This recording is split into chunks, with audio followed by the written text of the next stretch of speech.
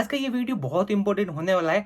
आज की इस वीडियो में मैं आपको बताने वाला हूँ जो खाद्य सुरक्षा योजना की जो जांच प्रक्रिया है वो आखिर क्या है। बहुत सारे वीडियो इसके अंदर मैंने बताया भी है, लेकिन बहुत सारे लोग कमेंट करके बता रहे हैं कि यहाँ पे कोई जांच नहीं हो रही है, कोई पटवारी जांच नहीं कर रहा है, कोई भी हमें कोई फॉर्म देना नहीं पड़ा और हमारा जो है अप्रूवल हो गया, फॉर्म वो भी हो गया। बहुत सारी चीजें बताई जा रही है, लेकिन आज की इस वीडियो में मैं आपको जो आपके मन के अंदर जितने भी डाउट्स है वो क्लियर करने वाला हूँ। बहुत सारे डाउट्स आ रहे हैं आपके मन में कि जो पटवारी आ रहे हैं तो हमारे घर पे तो आए नहीं और हमारा फॉर्म अप्रूवल हो गया, तो वो कारण भी बताऊंगा, कैसे अप्रूवल हुआ वो सब कुछ आपको मैं बताऊंगा आज की इस वीडियो में।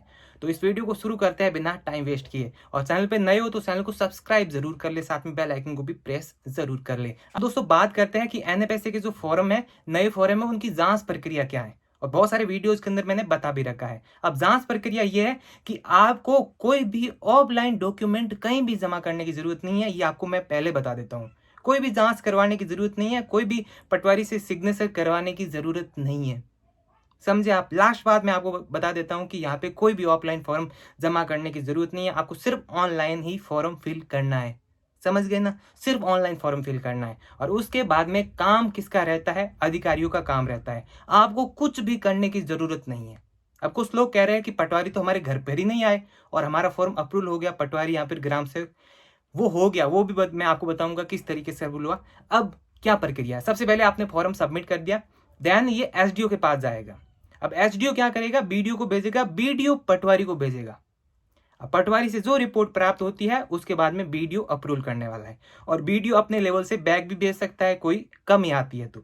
आपने सही डॉक्यूमेंट अपलोड नहीं किया वहां पे, मतलब आप सभी को बताया कि नया फॉर्म फिल करते हो आप, उस समय सिर्फ आपको जो संबंधित कैटेगरी है, जिस कैटेगरी के अंदर आपने आवेदन किया है उसका ही आपको एक डॉक्यूमेंट लगाना है। क्या लगाना है, उसका ही आपको डॉक्यूमेंट लगाना है, उसका ही आपको एक डॉक्यूमेंट लगाना है। जैसे मान लो आपने श्रमिक कैटेगरी से फिल किया तो आपको श्रमिक डायरी ही लगानी है। यदि नरेगा नरेगा जो 100 डेज वाला है उसके अंदर आपने फिल किया है तो आपको सिर्फ जो नरेगा की डिटेल्स है वो डालनी है, उसके ऊपर सिग्नेचर करो तो ठीक है, वरना ऐसे भी आप लगा सकते हो। मतलब वहां पे सिर्फ वो संबंधित कैटेगरी का डॉक्यूमेंट लगाना है, बाकी कुछ भी आपको नहीं लगाना है। जो संबंधित कैटेगरी है उसका डॉक्यूमेंट आपको लगा देना है, और डॉक्यूमेंट आप लगाने के बाद में आप सबमिट कर देते हो। उसके बाद में एसडीओ का काम रहता है, वो आगे फॉरवर्ड करता है। अब ये काम हो गया, ये प्रक्रिया होगी, और जो शहरी क्षेत्र है उसके लिए अलग प्रक्रिया है, वो मैं आपको बता दूंगा अगले वीडियो के अंदर। तो यहाँ पे ग्रामीण क्षेत्र के अंदर आते हैं। अब कुछ लोग कमेंट करके बता रहे थे कि कोई भी ऑफलाइन फॉर्म देने की जरूरत नहीं है, और जैसे मैंने पहले भी कहा कोई भी ऑफलाइन फॉर्म देने की जरूरत नहीं है। और ये भी बताया कुछ लोगों ने कि यहाँ पे पटवारी और ग्राम सेवक नहीं आए रिपोर्ट करने, जी नहीं आए। कई बार होता क्या है, मतलब पटवारी और ग्राम सेवक को तो पता ही होता है कि इसकी कंडीशन क्या है, इस परिवार की कंडीशन क्या है, कई बार नहीं आते विजिट करने। कई बार लगता है कि इसने फॉर्म फिल किया है, उनको लगता है कि यार ये तो अनएलिजिबल है, सक्षम है, इसके पास तो सब कुछ है, पटवारी को पता होता है हर चीज़ का। तो उस वजह से कई बार आना पड़ता है। जैसे मान लो अनएलिजिबल है कोई पर्सन तो उसके लिए आना पड़ता है।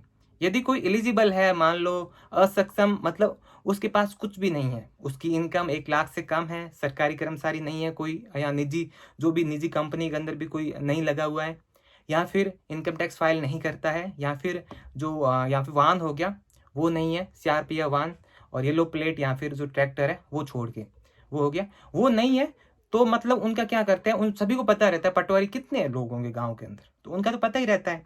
तो कई बार होता है जांच के लिए नहीं आते पटवारी, उनका भी टाइम जो है वेस्ट होता है फालतू का, तो कई बार नहीं आते जांच के लिए। और कई बार आते हैं, आते क्यों हैं कि वो सक्षम होने के बावजूद अप्लाई कर रहा है तो उसकी जांच जरूरी है। और आप सभी को बताएं, जब आप एनएफएसए का नया फॉर्म फिल करते हैं उस समय यह भी लिखा आता है कि आप फॉर्म फिल कर रहे हो, इसका मतलब यह है कि यदि आप खाद्य सुरक्षा योजना के अंदर सक्षम है तो ये आपको फॉर्म फिल करना है, यदि आप असक्षम है तो आपके ऊपर कार्रवाई की जा सकती है आने वाले दिनों के अंदर। अभी तक कोई ऐसा प्रावधान नहीं रखा गया है, लेकिन जो पोर्टल के ऊपर निर्देश दिए गए हैं उसके अंदर साफ कहा गया है कि यदि आप कैटेगरी के अंदर नहीं आते, साफ नहीं आते, आप अनएलिजिबल है, अपात्रता रखते हैं, तो आपको फॉर्म फिल नहीं करना, ये कहा गया है। लेकिन बहुत सारे लोग कर रहे हैं, बाकी बाद में देखेंगे क्या कार्रवाई होती है उनके ऊपर, वो चीजें होगी। तो मतलब ये पटवारी को तो सारी जानकारी रहती है, और इस वजह से जो है पटवारी आपके घर नहीं आया होगा। जो भी कमेंट कर रहा था उसको जवाब मिल गया होगा। और बाकी बात तो आपने सुन ली कि कोई भी ऑफलाइन फॉर्म देने की जरूरत नहीं है, कहीं भी ऑफलाइन फॉर्म देने की जरूरत नहीं है, कोई जांच करवाने की जरूरत नहीं है। ऑटोमेटिकली जांच करेगी, जो आपकी डिपार्टमेंट है ऑटोमेटिकली जांच करेगा, खाद्य सुरक्षा का डिपार्टमेंट वो ऑटोमेटिकली जांच करेगा। आपको कोई भी जांच करवाने की ज़रूरत नहीं है, आपको कुछ करवाने की ज़रूरत नहीं है। आपने फॉर्म सबमिट कर दिया है, उसके बाद में ये देखते रहना है कि फॉर्म का स्टेटस कहाँ है, कहाँ पर है, कौन से स्तर पर आपका फॉर्म है, वो आप ज़रूर चेक कर लीजिएगा। फॉर्म बैक आ गया, फॉर्म फिल नहीं किया, हो सकता है पोर्टल बंद कर दिया जाए, और पोर्टल बंद हो गया इसका मतलब जो आवेदन हुए हैं थोड़ी देर पहले या फिर जो भी हुए हैं वो भी सीधे रिजेक्ट कर दिए जाएंगे। जैसे आप सभी को पता है, जो राशन कार्ड के अंदर नाम जोड़ने की सर्विस थी खाद्य सुरक्षा योजना की, तो वहाँ पे जैसे ही सर्विस बंद हुई वैसे ही जो है यहाँ पे रिजेक्ट कर दिए गए, सारे के सारे सेंड बैक कर दिए गए। और यहाँ पे रिजेक्ट नहीं किया जाएगा, सेंड बैक किए जाएंगे जो भी फॉर्म। जैसे पोर्टल बंद हो जाता है, कुछ हो जाता है, तो पोर्टल बंद होगा इसका मतलब ये है कि नए नाम भी नहीं जुड़ेंगे खाद्य सुरक्षा योजना के अंदर। पोर्टल बंद है इसका मतलब जो है फुल हो चुकी है खाद्य सुरक्षा योजना के अंदर, जितने नाम जुड़ने थे वो जुड़ जाएंगे। पोर्टल बंद हो जाता है। हो सकता है यहाँ पे प्रिडिक्शन ये किया जा रहा है कि 31 मई लास्ट डेट है खाद्य सुरक्षा योजना में नए फॉर्म फिल करने की नहीं, साथ में जांच की भी लास्ट डेट ये हो सकती है।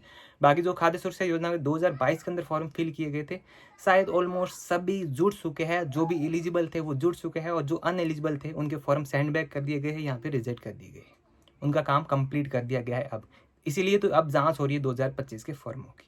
बाकी उनका सभी का जो है जो है निपटारण कर दिया गया। हो सकता है कुछ ऐसे फॉर्म में जो अभी तक सेंड बैक पड़े हैं, तो उनका भी काम कर दिया जाएगा, उनकी भी जांच कर ली जाएगी। तो आशा करता हूँ इस वीडियो के माध्यम से आपके जो भी डाउट्स है वो क्लियर हुए होंगे। यदि और कोई डाउट्स है तो आप मुझसे पूछ सकते हैं, पर्सनली व्हाट्सअप पे पूछ सकते हैं, या फिर कमेंट बॉक्स भी आपके लिए खुला है, तो इंस्टाग्राम पर भी पूछ सकते हैं। व्हाट्सअप चैनल है हमारा, तो व्हाट्सअप चैनल के साथ आप ज्वाइन हो सकते हैं। तो इंस्टाग्राम पर कोई भी समस्या आ रही है तो उसके बारे में आप मुझसे पूछ सकते हैं, डीएम कर सकते हैं, तो आपको हाथों हाथ रिप्लाई प्लस जो भी सोल्यूशन होगा मेरी ओर से मैं देने की कोशिश करूँगा। तो दोस्तों इस वीडियो में बस इतना ही, और वीडियोज़ के लिए चैनल को जरूर सब्सक्राइब कीजिए, साथ में हमारे व्हाट्सअप चैनल के साथ भी ज्वाइन हो सकते हो। Thank you. जय हिंद, जय भारत।